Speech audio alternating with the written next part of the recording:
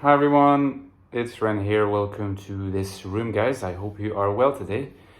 Today is, I believe, my fifth day in Algeria and doing really good and still inspired to make videos during the week. What is sacrilege?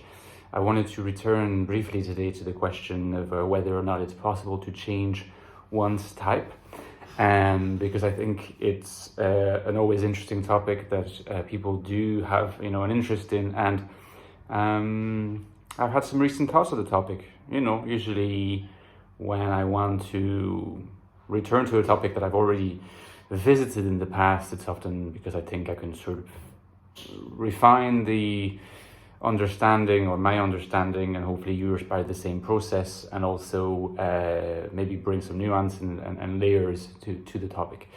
So without further ado, we move on briefly to a little bit about my books. My book on the INFJ, the Ecstatic Soul, available for less than $10 at all the links below.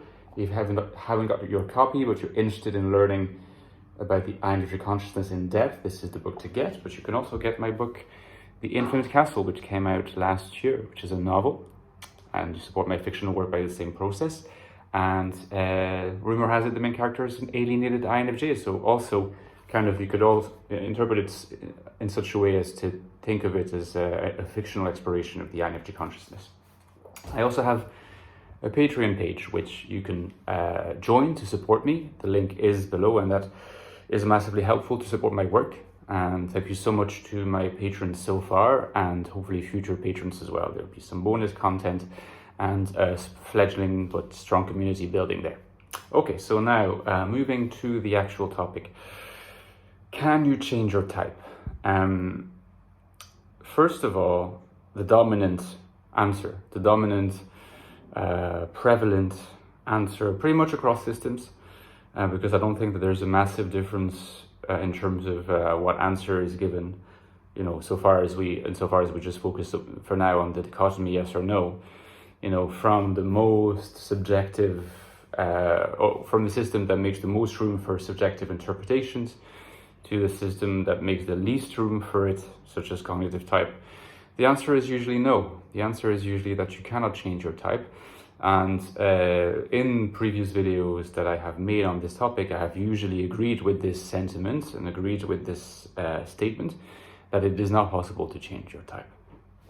And briefly, the reason why I have held to this position is quite simple, really, is to say, okay, if you commit to being a person of a certain type, you commit to having a particular function stack, functional hierarchy attached to that, where that comes a set way of processing things, a set way of experiencing the world, a set phenomenology, in other words. So it's almost as if saying that you could move from being like an INFJ to being an INFP, for instance, or from being an INFP to an ENFJ, even though I'd say that would be quite unusual, would be tantamount to saying you're becoming a different person, And that's also why a lot of the time when allowances are made for the possibility of perhaps changing one's type within certain, theoretical domains,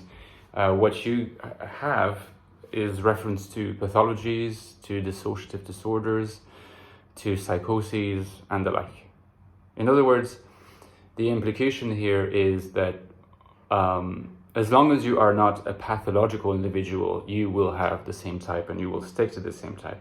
If you are a pathological individual, then there's two possibilities. Either what looks like a change of type is really a constant state of grip, where the inferior function comes into opposition with the dominant function, and Jung theorizes that, or you are actually, so that in this case you are the same type, but you appear to be constantly a different type within the same quadra, as we call them. You keep the same cognitive functions, but they're disorganized, as it were. And the more psychotic, the more durable the situation is. Or you can actually change your type, like you become a person of a different type. But in a sense, there's not a huge, it depends how one interprets the constancy of this being in the grip. You know, is, say, like a psychotic INFJ who's completely in the grip, are they sort of constantly in the grip of SE to the extent that they're ESTPs, or do they actually become ESTPs? I think it's more convincing to argue that they are still INFJs, because an INFJ in the grip of SE doesn't quite behave like a healthy ESTP, right? So now, that's just allowance made for the possibility of having a pathological interpretation of someone potentially changing their type. Now, my further thoughts on the topic don't necessarily bring a radical disagreement with previous stances I've held. But again, like I said, I think that at least I would like to add a bit of nuance to this question. Because insofar as you identify as being of a certain type, right? And insofar as you do this not through identifying, or at least using, the resources of the most objectifying systems on offer. And like I said before, the most objectifying systems, in the sense of being the most successful at doing this, the more successful at doing this is cognitive type. Now, if you subscribe to cognitive type and your prism of interpreting your type is cognitive type, so far according to cognitive type, and they type by body language, visual cues, there's no evidence that someone has ever changed their type, because consistently throughout their life, someone who seems to lead with FE shows body language indicating that they continue leading with FE, or with NI, or with SI, or with SC, and so on and so forth. So, but notice something here, which is interesting, is that even within the framework of cognitive type, and perhaps precisely because it sees itself as scientific and so susceptible to being updated all the time in order to get closer and closer to the truth, in Karl Popper's sense, there's always the possibility for a future interpretation, analysis of a person of a certain age, which in comparison to what they displayed body language wise, visual cues wise, in earlier time of their life, a change of dominant function. It just hasn't happened so far, and we have good reason to believe that it does not happen, but the impossibility is not set in stone. There's not a necessary impossibility here. There is always the possibility for a future outlier, a future case that contradicts this. So it's interesting to note that even in the case of the most objectifying system, there is the possibility of a change of type is actually not excluded by logical necessity. It's so far invalidated by empirical experience. Okay. Now, in the case of systems and frameworks that make more room for the subjective experience of people, right?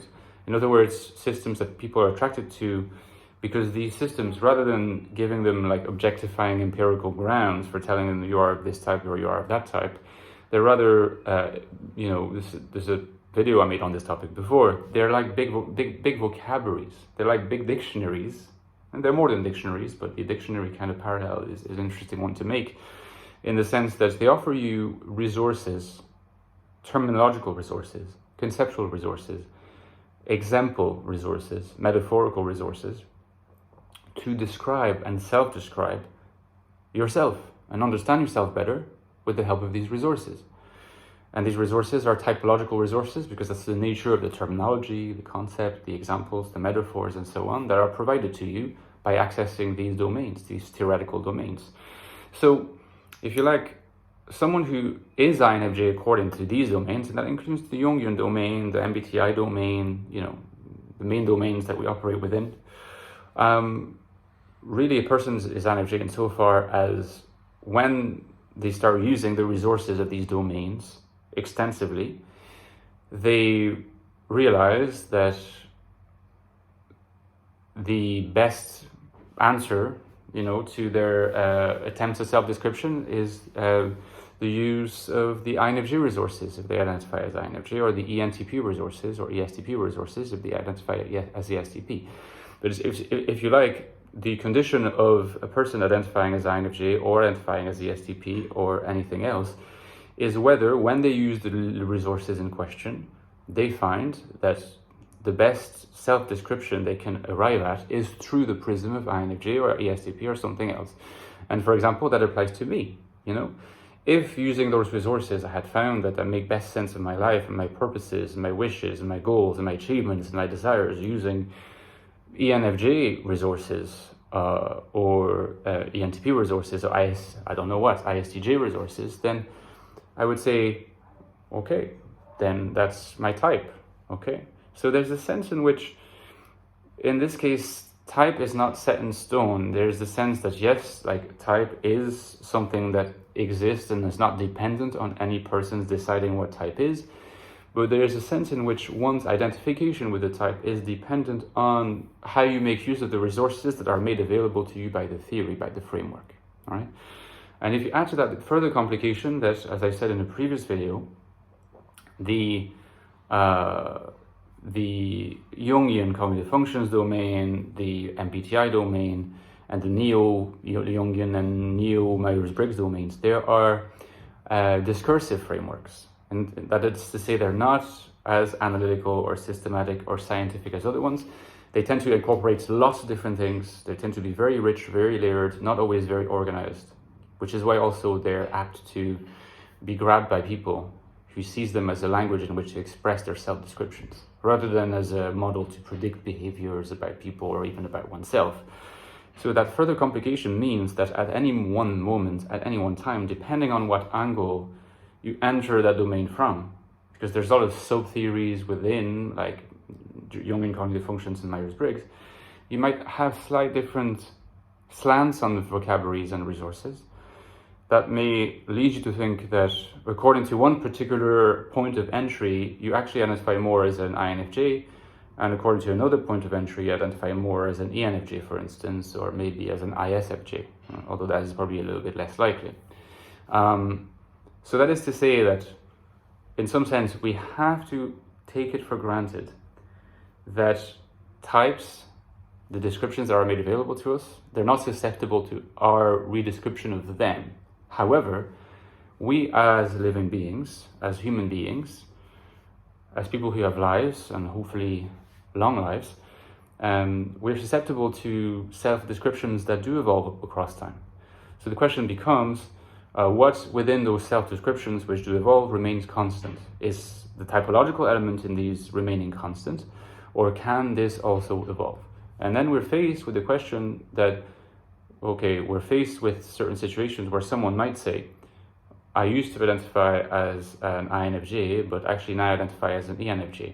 And if by this they mean that the resources that they used at the time were INFJ resources to best capture their self-description, and now have moved to a stage in life where they find that it is the ENFJ resources and vocabulary and terminology and metaphors and so on that best capture their particular stage in life, can we, from our perspective, are we, if you like, endowed with the authority? And I ask this as a real question, it's not a rhetorical question I'm asking, but are we endowed with the authority to tell them that they're incorrect? No, you really ought to be using the INFJ resources still, because that's really what you are. Or another alternative, which might sound less drastic, is to say, well, you should really look at your past and apply the ENFJ resources. And it might not be very, very kind of natural and familiar at first, but you'll see if you really do that, you apply yourself to it, maybe you force it a bit, you'll see that you can actually make sense of that past version of you with the ENFJ resources. Now, I still think that that is a very viable approach, where you preserve, if you like, the identity of type across the board, in itself and also as something that is ascribed to a person, by retroactively saying, well, actually, perhaps if you use the ENFJ resources to start with, or use the ESTP resources to start with, I don't know what, you notice you can actually provide a really good account of your life up to now as well. So that you've always been the same type. And the resources that you thought were the best suited to you at the time, say INFJ or ISTP or whatever, actually were only the second best. But then we're still open to one further contention, you know, and this is what we have to be aware of. What if the person says, yeah, I tried, but actually no. The INFJ resources are still the most useful and the most accurate for my self-description and my, you know, how to kind of capture my experiences, my phenomenology, my life world, in other words, to use the word of Husserl, at the time. No longer is, but was then. What can we answer a person like this, you know, person making this statement from within this theoretical framework? What can we answer them? Can we tell them that they're wrong, or are we ultimately forced to say, if that's what works best for them, then it might be indeed the case that you can change your type? I leave this question open for you guys. Let me know in the comments. Put yourself in the shoes of being told this by someone who you trust and you think is someone who's a deep thinker. How would you react? What are your thoughts? Let me know in the comments, and don't forget my Patreon page. It really helps. Okay, see you guys.